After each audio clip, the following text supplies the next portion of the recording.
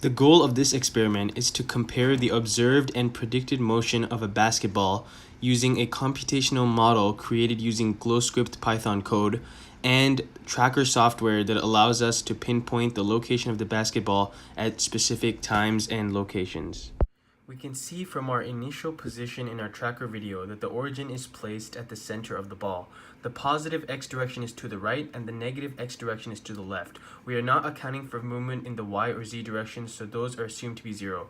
We can see from both our plotted data on this graph and our data points that for the duration of the video, the ball is moving in a negative x direction, which is to the left. In order to obtain the initial velocity of the ball, we have to use the first two data points from our tracker analysis of the ball.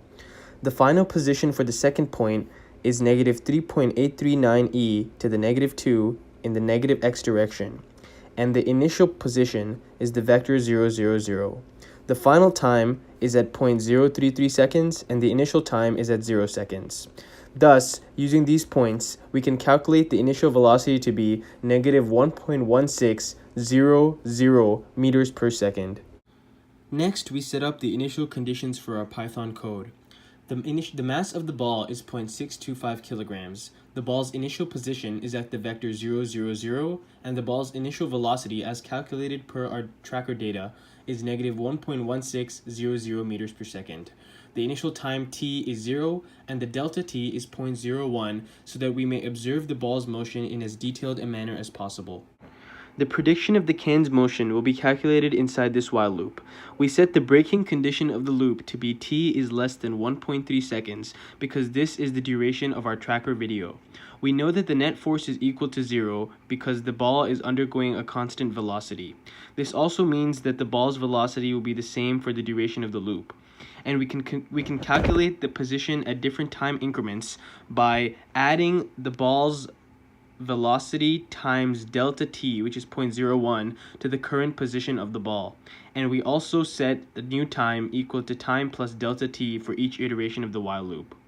Here we can see that the computational Python model shows and predicts the ball moving at a constant velocity to the left, or in the negative x direction, just as it does in our tracker video and real life. Using both sets of time v position data, one set obtained from the tracker analysis and one obtained from our GlowScript Python computational model, I created this line graph to compare both sets of data. The tracker data is blue and the GlowScript model is orange. As we can see, the two lines and data points are very similar, which shows us that the can is moving at a constant velocity. This agrees with Newton's first law, which states that an object in motion will stay in motion with the same speed and direction until acted upon by an outside force. We can also see that the GlowScript data is much more linear because it doesn't account for forces such as friction, which in real life would have affected the velocity of the ball, and this is shown in the discrepancies between the two lines. When first analyzing the video in Tracker, I made a choice on the orientation of the axes. If we were to flip the axes, the only thing that would change is that all the plotted points would be positive, as would our velocity. However, this does not change the fact that the data would still show that the ball would be moving at a constant velocity for the duration of the tracker video. Another question that we were asked to consider is whether or not it is possible to say how many pushes and pulls were added together to give zero net force, which is what we know about the basketball because we know that it is at a constant velocity. Newton's third law of motion states that for every reaction there is an equal or opposite reaction.